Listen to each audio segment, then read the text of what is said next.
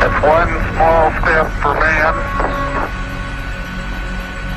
one giant leap for mankind. This is the Cosmick Voice.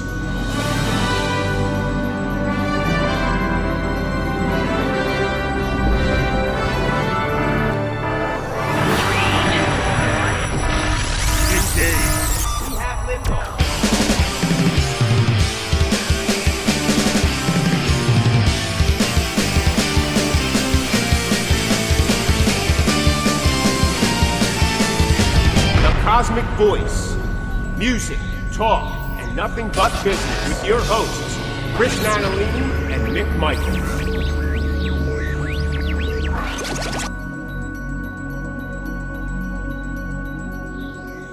Hello, everyone, and welcome to the Cosmick Voice. This is Season 7, Episode 11. I am here with my co-host, Chris Natalini. Hey now, what's happening, everybody? And I am Mick Michaels. Welcome back, everyone, to 7-11.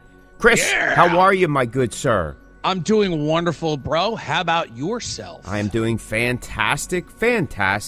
It's great to be back for yet another episode, sharing our thoughts and our most inner heart feeling type of pain and anguish with others. Are we really though?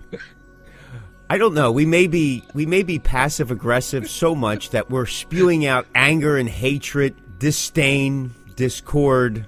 Facts.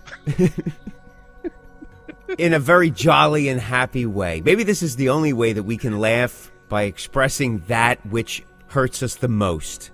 Well, well, okay. Sure. Let's go with that. Cry through our pain.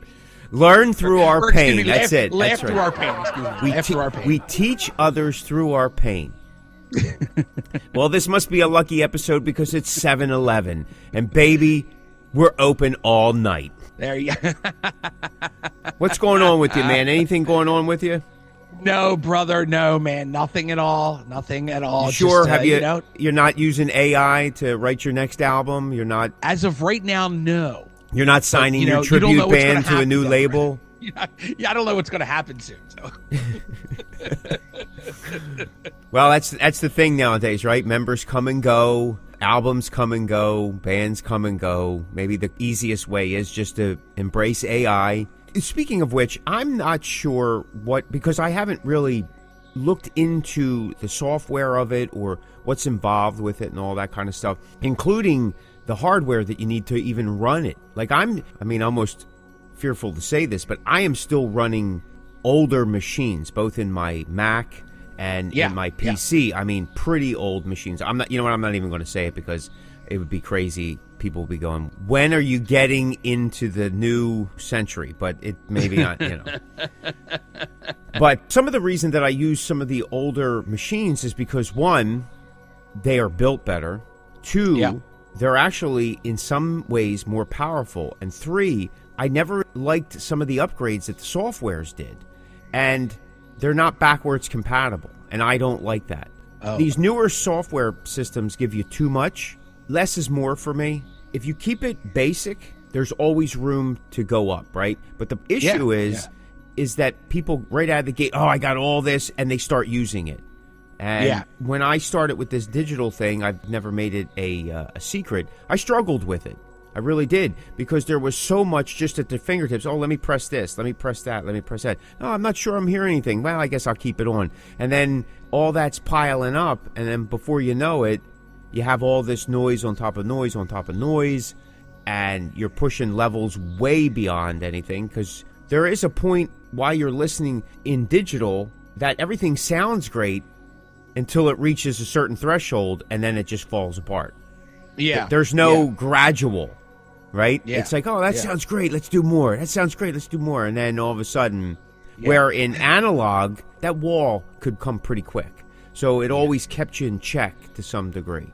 That's why guys were compressing and over-compressing and then compressing again, because they were trying to push that wall further and further and further. And with digital allows you to push that wall further and further and further.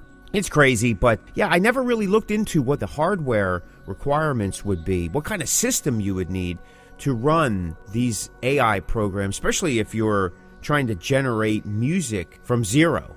You know, you put these parameters in, and then all of a sudden it's generating music. I'm seeing it I'm sure you are too. They're having this AI stuff. What if the Beatles were in the 50s? What if Led Zeppelin was in the 50s? What if Black Sabbath was in the 50s? I said a couple episodes ago, I found Rock and Roll Over by Kiss was done in a country style. I mean, it's interesting stuff. You can kind of, if you're really listening, you can kind of tell there's some kind of roboticness to it. Yeah, definitely. But we're still at the beginning stages. Think what's going to happen in a year or two. And, you know, listen, technology and the way the people use it, it moves lightning fast, man. Lightning fast. Yeah. Like by the time my old systems render something, it's 6 months later. I know, man. You know, it's scary to me because I've never really used it either. Like, I mean, I've messed around with it, like just kind of, you know, like fooling around with pictures and make them cartoonish or, you know, stuff like that. And a couple of people that my wife works with, I know they use it for emails, you know, to kind of get a better phrasing and better wording. I've never really like sat in, you know, I don't have that artistic ability in terms of, you know, using it for animation or stuff like that. Like I can fiddle around with it, but I'm not super engrossed in it. There's an internet radio station that you and I both follow, and they're putting out AI pictures like all the time. And I'm like, man, like, and some of them are super, some of them are kind of blah, but some of them are really, really cool. And we had even talked about before on our AI show, you know, about bands. And, you know, I listen to some of these bands that are completely AI generated. And I'm like, man, if this was a real band, like I would listen to this, you know what I mean? Because some of it's really good. So it's really, really a scary thing. And you know, the sad thing is when you see stuff online now, you never know if you're watching AI or if you're watching like a real thing, you know, because sometimes people are, you know, a lot of our world leaders, you know, a lot of people are putting them in AI things. And you're like, did they really say this or is it just AI? Like, it's really bad when you can't believe everything you see. I mean, it's always been like that, but now it's really bad. Like, there's so many things I go, this can't be true, or, you know, it's made up, or they didn't say that. Like, if I see something that somebody said, like, I have to do research on it. And then when I don't find anything, I go, oh yeah, it was all AI. I mean, it's so bad. And people are so dangerous with it, man. Of course, because we're humans and we don't use stuff for the right things. Right, I hear you. That's, you know, which goes to my quote. I've always said, like, I'm surprised we've lasted this long, but 100%. And who knows? Well, you know, here's the thing. Like, will this happen? I don't know, because, like you said, AI is being used to manipulate things to get a foothold or a leg up. But I think there needs to be like a AI stamp. Like, hey, this is AI. This is whatever. I've done some stuff with AI with the online, some of these free things like for artwork, because I'm playing with it. See what I do know that AI has a very difficult time rendering humans accurate, like especially with hands and facial expressions. I'm not exactly sure why that is. They haven't figured that out yet, but non-human things seem to be able to generate. But then I was reading an article where what it's actually doing is it's taking artwork that's already, say, submitted to the internet in some capacity, someone's website, someone's own illustrations and stuff, and then they compile pieces from all those together, which I don't like, because it's taking someone else's work and then combining it with somebody else's work and then creating something new or some type of rendering that way. That I don't like so much. But it is interesting to use it to get some drafts going and go, okay, this may be an idea that we could go with, or this is kind of cool, or something like that. I do know that writing assistants, like you were saying, that's everywhere now. eBay uses it, you know, use our AI correspondence to write the best listing possible. Actually, it's really not that much different than what the software Word does, where they'll suggest certain words or sentence structure and stuff. I have not done anything with music. I'm not even sure where to go to do that. First of all, as I mentioned before, I'm not buying any piece of software for that because I'm sure it's pretty expensive. Two, I don't have the hardware that could run it. I'm positive of that. And I'm pretty sure that it probably takes so much storage space that, I mean, you're probably in the terabytes. Like, so you're not going to be able to get the same storage capacity with your current system, and you're going to need a constant backup system, which then they're trying to probably push people to do the like cloud type backup systems and stuff. But Yeah. I have no idea about the music thing, but it's showing up more and more everywhere. And like we talked about a couple episodes ago, there are strictly now AI labels that are coming up, which I don't have a problem with, because if that's what you're doing and you're stating it outright, then people know what they're getting from the get-go. Right. How that works, like who gets the revenue, is it a creator revenue or, here's the big fear, right? Because you're going to have these AI labels creating AI artists that sound like real artists, or are we going to be trying to be purely fresh, original? From what I understand, you have to put a parameter in. Hey, let's make a ballad in the key of whatever, in the style of genre, couple artists with this type of tempo. Actually, I guess from what I understand, the more specific you are, the more accurate you're going to get whatever rendering you're trying to get to. So, I know we're going to talk about another episode about like where does that leave artists in the coming years, and I know we've touched upon copyrights and stuff like that. And again, there's all this gray area. I mean, this is going to be the same gray area. I don't know about to the extent, but when the internet really started to kick in and online sales were happening, there was no such thing as sales tax. You could go, it was like being in Delaware. It was sales tax free everywhere. Yeah, yeah. It took the U.S. government a long time to get to a point where they were forcing people to collect sales tax if you were selling online. But yeah, now it's like everywhere. And now they're even collecting sales tax, or whatever the local sales tax that is, outside of the United States, because certain companies like eBay, they're authorized to collect sales tax for these places, for these sellers, so that everybody's compliant. I guess sooner or later, I would assume that they would get a handle on that, but it's going to be that circus before. Yeah. That people are going to be like, hey, how much can I take advantage of this? You're going to have people that are going to be ruined, people that are going to be successful, and then by the time they get control of it, then nobody is able to make anything on it. Yeah. It's crazy, bro. And, I never really looked into it until the, all the actors and actresses, went on strike about it. Then I go, well, why? Like, what's the big deal? And then I start reading about it. I'm like, oh, man. Then now, like I said, now we're seeing it in full use. And I go, man, this could be really, really bad. Oh, yeah. Like you said, there is no law out there that says you have to say this is AI. Again, because people are searching through the internet. I don't want to say people are gullible, because that's not the right word, but like sometimes people believe everything they see. So if they see something and then somebody comes out and goes, I never said that, how do you prove it? Right. Because people are like, well, I'm looking at you saying it. And you're like, yeah, but I never said it. So there really should be something that online that says this is AI generated. Right. I agree. It has to be some kind of law. Yep. I think there should be. I mean, that's a moral and ethical thing, especially. But listen, media and everything that we see and hear is really designed to manipulate our thinking to buy a certain thing, go see a certain movie, read a certain book, eat a certain food, whatever. It's all designed. It's been designed that way. Yeah, it's any form of media, even before television and radio, was designed to entice people to some degree. Yeah. Once the floodgates opened in terms of how people marketed and campaigned whatever they had, it became not, hey, you need to buy this as a necessity. Hey, you need to buy this because I need, that's capitalism in full effect.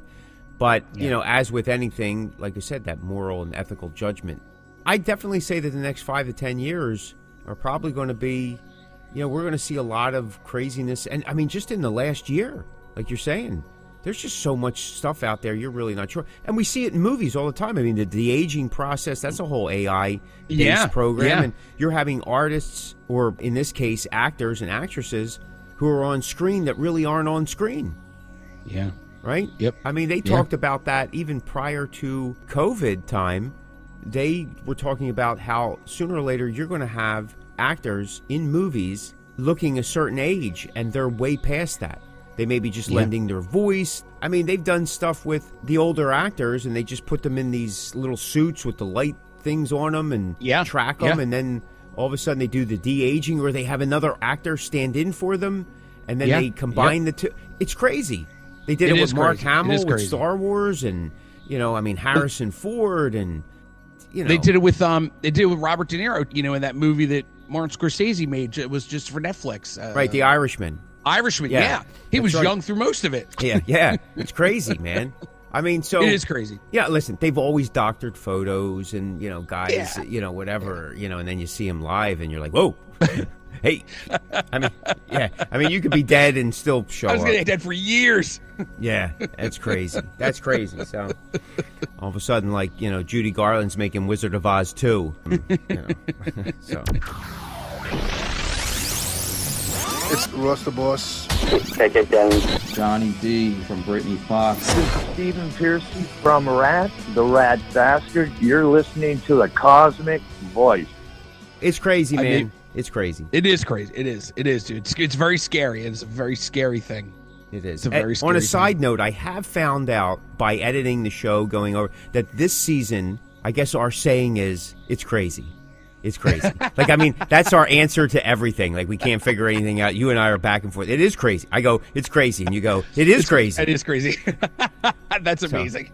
So, we're like Paris Hilton. It's hot. It's hot. No, it's crazy. It's crazy. So if you guys want to start something out there, just start writing, it's crazy. It's crazy. It's crazy. That's right. Hashtag, it's crazy. It's crazy. And if you're with somebody, you go, it's crazy. And they go, it is crazy. So that's way, that maybe that's our whole next comic book. Yeah, there you go. Us just being crazy. It is crazy. It's just crazy. And look, and I'm just watching the time. We just did about 3 minutes on It's Crazy. So nice. It definitely works. Because we're professionals. That's right. It's crazy, man. All right, let's get into the topic of the show. Yes. All right, so the topic of the show is preparing for a release. Is there a right way? Is there a wrong way? Is there a way? Chris, what do you think, buddy? Because you just released a bunch of stuff, videos and new albums, singles and T-shirts and banners and pictures of yourself in a calendar and... Okay, so preparing for a release, what do bands have to do? What do artists have to do, in your opinion? And is there a right way? Is there a wrong way? Is there any way? Is it an open territory now? What do you think?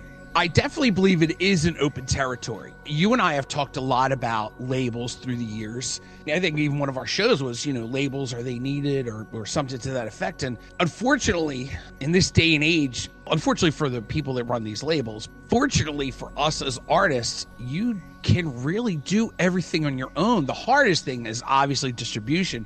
But with the time of streaming and the internet and social media, it's really kind of, mind you, you have to work at it. It's not just going to happen, but it's easier than it's ever been right now to get your stuff kind of heard because you have all these other outlets that you can dive into. Now, again, it doesn't happen overnight. You're not going to put your stuff up there and then a million people are going to hear it. So you have to do the work.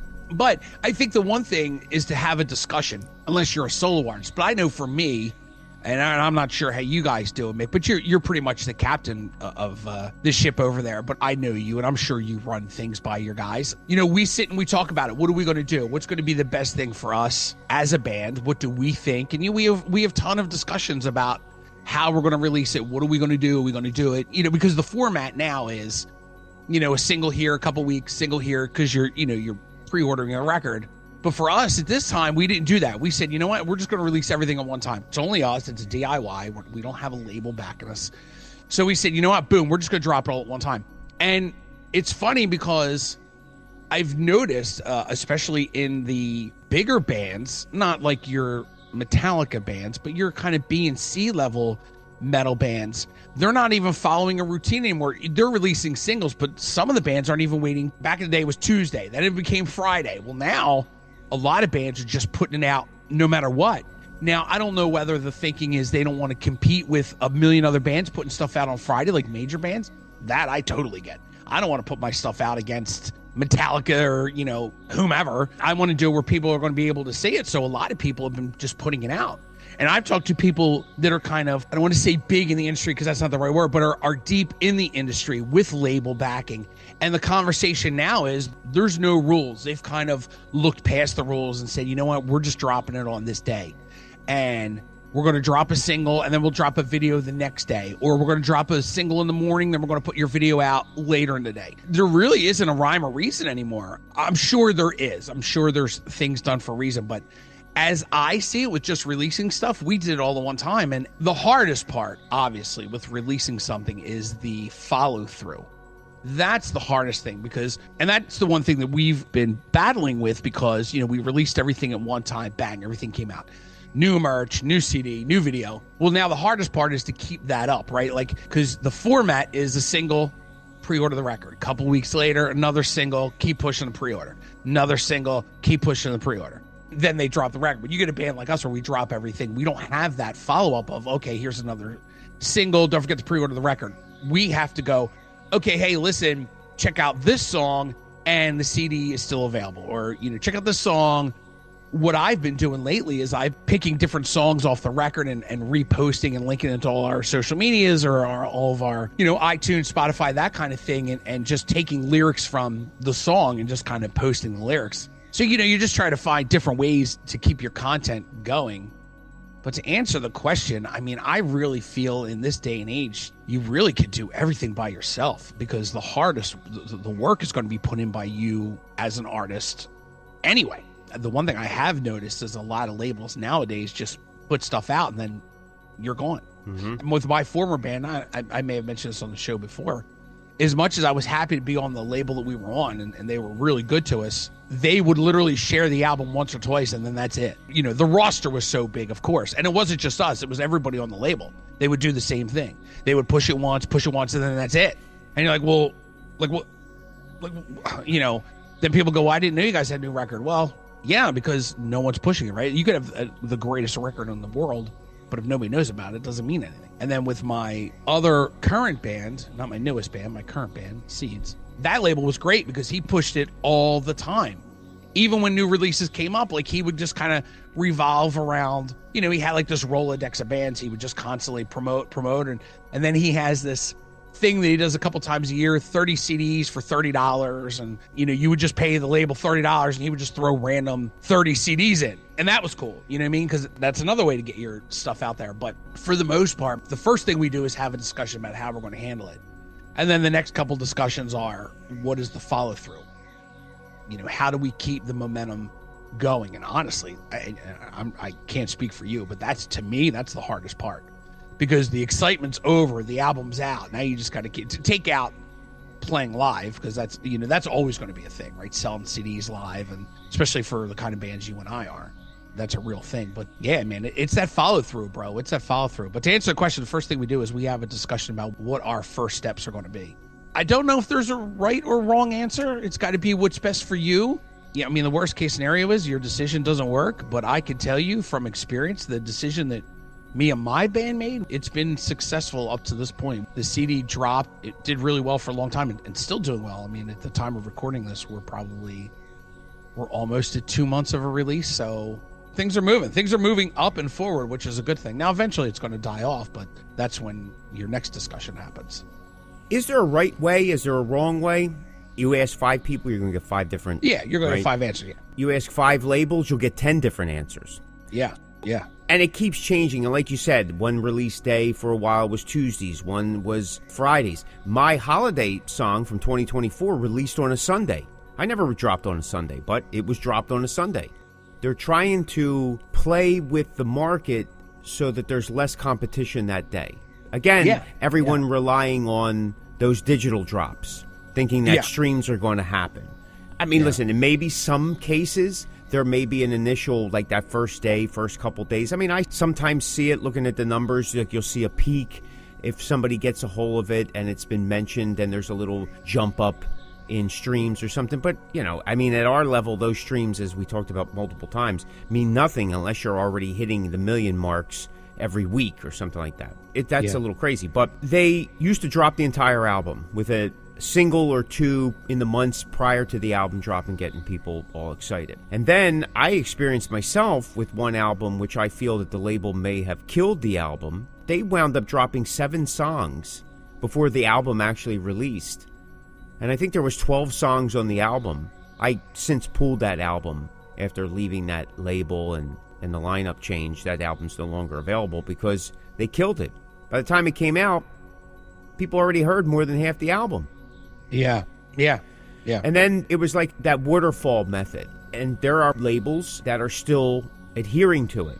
They want a single released every 8 weeks. Well, look at it this way, in my opinion. you recorded an album in 2023. The first single releases in January 2024. Just one digital single on all these different platforms. At the same time, a CD's dropped, like a physical CD. So the band's selling CDs.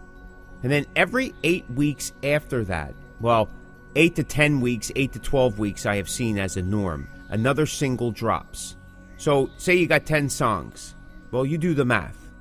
That album digitally winds up dropping a year later. And in today's market, especially for the way my band writes and records and stuff, I mean, we recorded that album in 2023. Now we're coming into 2025, and we're still pushing this thing? Like, that thing's dead. Like, because listen, here's the thing. Yeah. Every song, in my opinion, is not a single. Right. Right? Right. Yeah. That still holds true, whether it was 1960, 1970, 1990, 2025. Not everybody's going to come out with Hysteria and you have 7 singles that hit the charts. Not everybody's going to have Rumors from Fleetwood Mac, where there was like 9 hits on that album. Some albums only have 1 hit. The rest of the album kind of blows. Yeah. But it's enough back in the day to generate enough sales and a tour so that the third album's already peaking the time it releases. But again, not every track on an album is actually a single. That's why they're called deep cuts, right? So this idea of dropping every single song and then making it an album, all that's doing is they're trying to ensure streams. I get it. It's a business model, but it's not the merit of the album. Because what happens if the first song, say the first song is released, you haven't released anything in a while, and then all of a sudden you get all these streams. Well, you get excited, you release the next one. Because, again, not every song is going to be of the same make. Right. And then the next song, it has a little burst, but then it's like, maybe it's not as good as the first one. And then somebody's going to say, well, that comes down to your songwriting. Well, listen, man, I get it. But you can talk to every single artist that ever lived or who's still living, and not every song is designed to be a single. Otherwise, you wouldn't have the singles market, the one-hit wonders. Yep. I'm not making excuses, but the thing is that all songs don't appeal. Hits appeal to the larger crowd. And if everybody was able to write hits all the time, well, this would be a different market, wouldn't it? We wouldn't need labels, because the songs themselves would speak volumes. That's my opinion. So, is there a right way? Is there a wrong way? I don't know. I think what's best is, even though with my band, I'm the only surviving original member at this point, and I don't even know if I'm surviving, I still open everything up to discussion. You have to. If you're in that... You have to. Well, listen, there are bands that don't, right? Like, I'm sure Dave Mustaine doesn't sit down with everybody and talk to the hired guns, and because they're probably not even going to be around by the time the promotion starts. That's not a lie. It's not a lie. So you kind of get the feel of it and see where things are going. Yeah. The problem is if you are working with a label, there's only so much you can do because the label wants to do their thing that works for them. Yeah. So you need to discuss things so you have a thorough plan so it makes sense, so that when you do present it to the label or whoever's representing you or your release, that you guys are working in sync. Now, I've worked with some labels that were, hey, whatever you have to do, they didn't care, because they felt that any promotion in conjunction with their own, technically things were run in parallel, which can be good, but can be bad at the same time, because then you'll have conflicting information. I've worked with a label that they just wanted to make sure that what we were doing was working with what they were doing. So they didn't curtail what we were doing. They just wanted everything to match so we didn't have that conflicting information. I've also worked with labels and certain PR companies that wouldn't let us really do anything. They wanted to run the show. But what I found is a lot of that was just a small pocket of things that they did, that they were ensuring that they were getting positive responses, or that they were getting the response that they wanted, so there was a limitation in the reach, because they didn't want to go outside of that fear of something not so good happening. I understand that to some degree, but that creates a bubble. And then that creates an insulation around an artist, and this happens all the time, even in the majors, that they get this sense of whatever, and it's really not accurate. Like, I'll give you an example from a movie. If you go to Rocky 3, when Rocky is confronted to face Clubber Lang, and Mickey goes, we don't need this fight, and there's this big argument, and Mickey goes, well, they were has-beens, and Rocky goes, they were setups, and he goes, no, they weren't setups, they just weren't in their prime, and it was his job to keep him safe. So he wasn't fighting guys that were going to give him a challenge. He just kept him winning. There's that insulation that happens in those situations, especially with artists. And then all of a sudden, you're like, oh, I don't understand. This wasn't what it was like. This is why I'm a firm believer in, and we'll go back to last season's episode, Big Fish in Little Pond, and we kind of mention it all the time. And I know it sounds like a broken record, but if you insulate yourself as an artist, you're just going to keep buying in that you may be better than you think you are, because you have this small bubble of people that keep feeding you you're great, and if you're only playing the same 2 venues, well, okay, but you need that reality. You need to hit the road or do things that are going to put you on the chopping block to really see if you're making waves or not. And sometimes it's terrible, the response you get. My second album got hammered by the critics for a lot of different reasons. It was debilitating for a while. I was like, oh my God, what am I doing? Maybe I don't know what I'm doing, this, that, and the other thing. But I made the decision that, listen, I feel strongly about what I'm doing. I think that the songs are good. And I knew the songs were good because I was playing them live and people were responding to them. They just weren't recorded well. So I pulled the album, but I continue playing the songs even to today. And then several years later, a host of those songs I wound up re-recording, putting out on another album, and they did well. So you never know, but you got to put it out there to see. Listen, nobody wants negative criticism. It stinks. It's the worst. It bruises the ego in whatever sense that you can imagine. And it does put a hindrance on what you're doing as you move forward. But if you look at it as a learning tool, you'll find that you can gain some super strength in that. And then the other things don't bother you so much. It's like, okay, I know how to handle that. I know what I'm doing. You want to push the limits. Tony Robbins once said, and he says it all the time actually, but it's one of his old plans, but you want to make immediate changes, there's 2 things you got to do. And the first thing you got to do is change your physiology. Before you change your mentality, you got to change your physiology. That means basically you got to do something that pushes you past your comfort zone. And it doesn't have to be long term. You don't have to jump off the Grand Canyon or something like that. Though that may be it. I don't know. But it's short bursts, 10 minutes. Because that change in your physiology quickly changes your mentality to say, I can do this. Or I can do, you fill in the blank. And that's how it starts. And you could do that today. You could start that tomorrow. You could start that tonight. Because a lot of people will go, like, now all of a sudden we're a pick-me-up show. But, I'm going on a diet on Monday. Well, today's Tuesday. Yeah, I got to get everything in, get it out of the way. You could literally start your changes that same day just by saying, no, I'm not eating that. No, I'm not doing. And you finish out your day with the calorie deficit, and now you're on your way. Is it easy? Absolutely not. That's why most people fail in all forms, because I've been there. I've done it myself, because we give up on the physical side first. That's too hard for me to do. I'm too tired. No, I'm exhausted, whatever. And that happens all the time. Yeah. So going back to the artist thing, I think if you're going to put a single out there, then you got to get it as many places as you can. And going back to our very first season, I think it's important for the artists themselves, because at the end of the day, whose song is it? Right. It is the labels, but it's only for a short time. And like you said, the label you were on, they push it a little bit. And if they have a huge roster, my God, by the time they come back around you, the album's gone.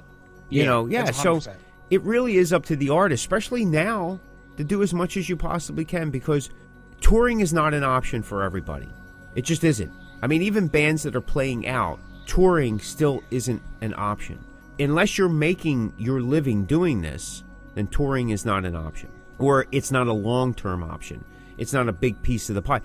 I was just talking to my drummer and bass player, and I said some bands choose not to play out for whatever reason. They don't want to deal with all the crap that it goes with, or it's expensive, or maybe they're in an area where there aren't places to play for the kind of music that they do. Whatever reason. It could be anything. Could be a religious thing. Could be I don't know. but they want to release music. So now you have a bigger audience to get to, but like you said, the hard work is not the release, it's following up and keeping it out there. Yeah. I'm not a big fan of the waterfall method. Not at all. Not at all.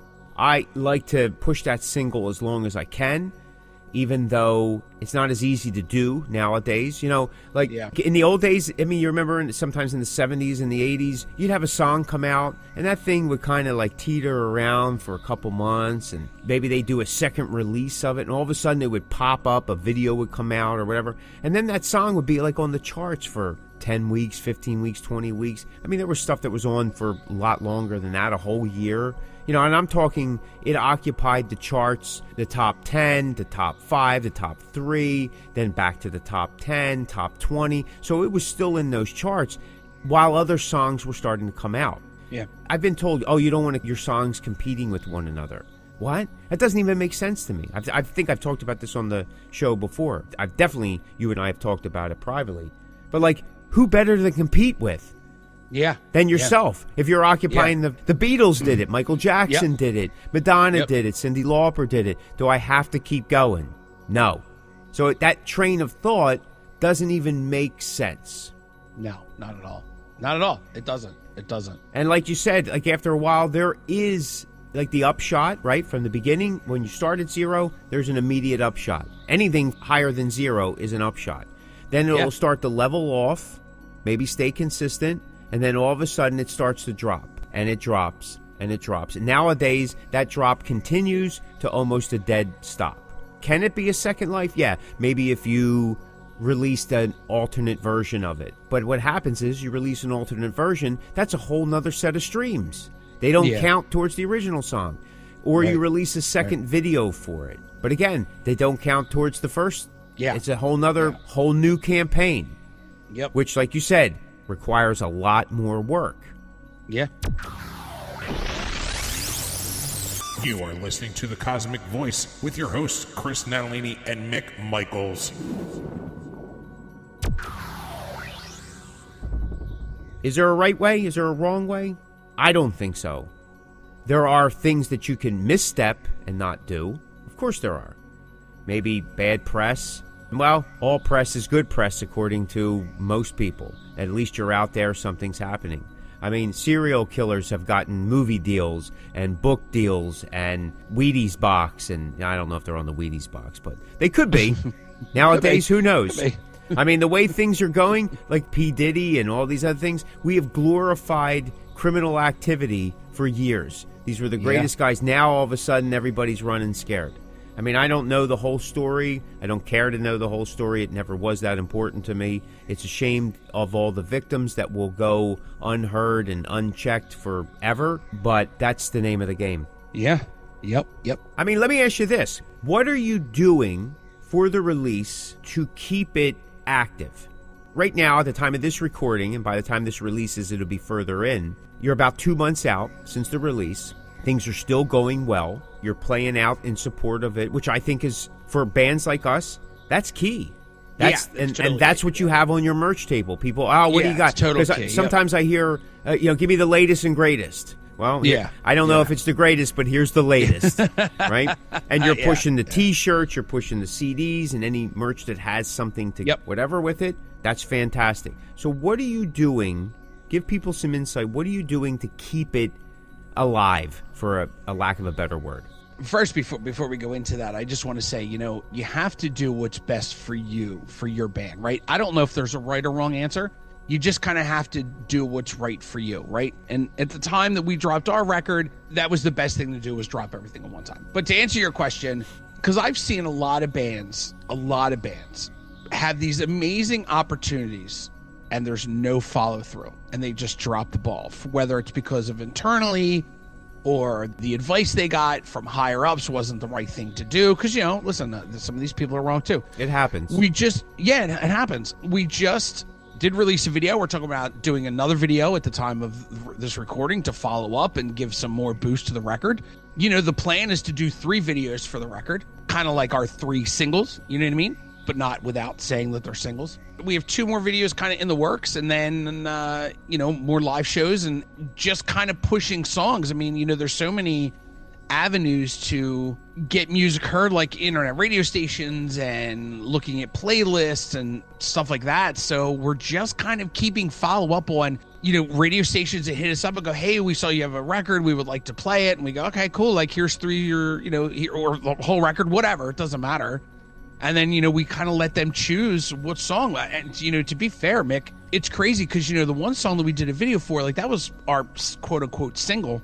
But there's another song on the record that's like 6 or 7 songs down that's getting more play out of everything else. The streaming for it is crazy. And we don't know. It was on a playlist. Like, it got picked for a playlist. And ever since then, the numbers for that song, they just keep going up. And it was a song that we never even planned on doing a video for. We didn't even plan on that song being anything other than just a song on a record. We love the song. The song's great. We love playing it. It's a lot of fun to play. But it's getting so much traction that it kind of forced us to go, well, I guess this is going to be the next one because it's getting so much traction. So we're going to do a video for that song and push that a little more. And that's the really cool thing about us doing it on ourselves. We kind of have this outlook of what's working and what's not, what songs are working, what songs not. And if you look at the numbers of plays for that song, the plays for the single that we have a video for are almost like 5th in place of all the other songs on the record in terms of people that have been playing it, streaming, stuff like that. So we're like, well, hell, you know what I mean? Like, all right. So, that was one decision that just proves, is there a right or wrong decision? You don't know until you make it. And we go, okay, well, this song and I'm not saying it wasn't the perfect single. It was a perfect single for what we were trying to bring across. It was a perfect song for the video. But we go, okay, well, we had to kind of like regroup and go, well, all right, so this song is the one that's doing really well. So now we need to capitalize on that. And, basically we're just paying attention, man. We're just going to go into some heavy promotion for that song and push that song more than we had planned to. If other stations reach out and go, hey, we'd like to play one of your songs, and we'll send them that song because that's the one that's going to be next in line for a video. And, every day it's something different. We don't really, to be honest, Mick, we don't have a solidified plan because it keeps changing in terms of just promoting the record, doing ads and shares and reels and stories and all that stuff that's kind of going on right now, and it's been working so far, knock on wood. So that's great. Yeah, because we don't know what's going to work. Well, you don't. I mean, the reality of it is we never know what's really going to work. If we had enough money and the juggernaut behind us, you could force feed people. Because what happens is, and we talked about this before, if you see it enough times, people will go, I should check this out. Or if you have no choice but to listen to that or on the shelf. Well, I mean, if you see it, a lot of times if you go into a brick and mortar store, you have limited choices. And if you need something now, well, I'm paying top dollar for it because I need it right now. So, right. That type of thing. But, I mean, what's kind of interesting about that is that's kind of the power of dropping your album and a sleeper hit is discovered. Yeah. Right? With doing the waterfall method, by the 3rd or 4th song that you're dropping over the course of like a half a year, people are like, well, the first song was cool, and second, third song was okay, by the 4th song I'm not interested anymore. How do you know they're going to listen to your 5th and 6th song? They've already given up, right? Right. So again, the goal is if there's one song that they like, and I know maybe they'll buy the CD, then that's key. The idea is if there's only one song that they like from that album digitally, that's all they're going to listen to, and the rest of them don't get streams. I get it. But isn't the goal just to get the music out there, promote the band, and if they like a song, even if it isn't the song that you were hoping that they like, isn't that better than not liking anything? Absolutely. Right? For us, as long as they like it. Yeah, as long as they like it. That means they're going to at least come back for a listen for the next album. Yeah. They'll give you you're on their radar. If you're not on their radar, listen, I think that people today, especially our demographic and for our genres, they understand that it's album oriented and they want to hear the whole album. They don't want to just take it out of context. I realize that is a model now, but it's a younger mentality model. I'm not putting anybody in a box or putting anybody down. I'm just saying that's where things had instant gratification became for instantaneous consumption. An album isn't instantaneous consumption. You need to invest some time and a little bit more to be able to ingest it, in my opinion. And that's how we found that deep connection to bands and artists in our day. Yeah. Was through that album, Yep. right? Yep. Because in 7,800 degrees or whatever they call it, Fahrenheit, for Bon Jovi, to me, I think that's his best album because it's raw and it's powerful. And Hands down, man. there's a song, Run to You, on it. To me, that's one of the best songs on the album, but that was never released as a single. No. Nope. Right? But No. that's a connection that I have to that album. Yes, Yeah, yeah. the songs that were released as a single, they're great songs. But Yeah. I have an even deeper connection to that song for some reason. I don't know what it was. It's just the way it works. And that's what's happening, in my opinion, with the song that you have on your album. But that wouldn't have been happening, and you would not have known about it if you dropped the album in a waterfall method. Right. And the beauty of it Right. is now you know, and you can switch gears and capitalize on it. That's the beauty of it. But doing the waterfall method, that song may never even have been one of the songs that dropped. And by the time 100%. the whole album drops digitally, dude, it's passé. Yeah. You want 100%. to you talk about that the market today changes on a dime. Literally, like from Monday to Monday, everything could change. It's not the old way where give it 6 months, let it simmer a bit and this and that. Yeah. No, Yeah. man, it doesn't work like that. It doesn't work like that. That's one of the reasons why my band stays active and they release all the time and they do these things. And one, it keeps the band active. Nothing worse than a band that's just sitting around idle, Yep. playing the same Yep. routine. Okay? Yep. And what happens Yep. is people give up on that. You keep people active. You get a schedule going, right? You get music out there. It's easier now than ever to release. Yeah. Yeah. Take advantage of it. That's what you are. You're a band. You're a singer, songwriter, guitar player. Then do that. Don't go out and play soccer, right? If you want to be a soccer player, then be a soccer player. Yep. Yep. It's just that kind of thing. Is there a right way? Is there a wrong way? Again, I'm going to say no. There are some missteps you can take, like if you didn't capitalize on those streams. Now, am I saying that you're going to, that's going to take the album to someplace else? I don't know. I hope so. Yeah. But you're smart enough to realize that whatever that song is and whatever that song has is striking a chord with people that they keep coming back to listen to it, or they've added it into a playlist. So why not do a video for it? Change gears a little bit. And being that you are DIY, that's even better because the upshot is even greater. Yeah. Yep. That's the way I look at it. If you're working with a label, like Chris said, you got to communicate as much as you can. You got to see what you can, you can't do. There's always restrictions. It's probably the worst part of it because as artists, we just want to get people to hear our music. We want to get it out there. That's it. It actually trumps everything else around it. That's usually why most musicians and artists are terrible business people. I mean, myself included. Like, it's a long time coming that I'm actually getting my act together, and that this is part of that journey to share with you. But we all make those stumbling mistakes because we just want to get the music out there. So That's it. do That's what's it. best for you, for your music. If you know your audience the best you can, try to play with that. Work towards it. If you're writing a certain kind of music, you know the kind of people that are listening to it.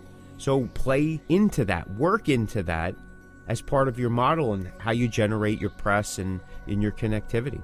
What do you think, Bud? You got anything else you want to add? No, man. No, not at all. Not at all. This is a big topic, and there could be a lot of discussion. Like I said, you could ask 5 people, and you get 10 different answers. So Oh, yeah. Yeah.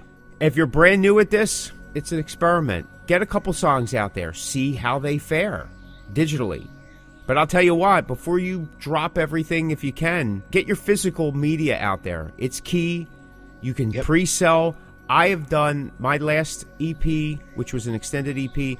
I did a pre-sale with it for the CD only, and it did really well. And honestly, I think I've said it on the show, it did far greater than the digital dropping of the single. Though the single's still doing well, it actually charted last year, but it doesn't turn over into anything more than that. But the CD sale, it's still doing pretty well because, again, it's what I'm touring. It's what's on the merch table. It's a limited piece because once it's gone, it's gone. To me, don't get rid of that physical media. It's very important, especially for bands like us. If you like that episode, check out some of our other episodes at www.thecosmickvoice.com. Step into the Cosmickverse and fill that void. Thanks so much for listening. This is the Cosmick Voice. If you have a question, a topic idea, or something you want us to address, just contact us through our Facebook page at The Cosmick Voice. You can listen to The Cosmick Voice at Spotify, Breaker, Apple, Google Podcasts, Radio Public, Pocket Cast, and at thecosmicview.com. Check us out on Facebook at The Cosmick Voice. All right, folks, that's going to do it for us. If you're hearing this message, you've listened to the entire episode. And for that, Mick and I would like to thank you from the bottom of our hearts. And we hope you enjoyed this new episode. And if you did, please leave us a review on Apple Podcasts and Spotify. Also, feel free to let us know what topics you'd like to see covered in future episodes of The Cosmick Voice. And you can get in touch with us through thecosmickvoice.com and, of course, all of the Cosmick Voice social medias. Take care and be safe. You're listening to The Cosmick Voice. Music, talk, and nothing but business.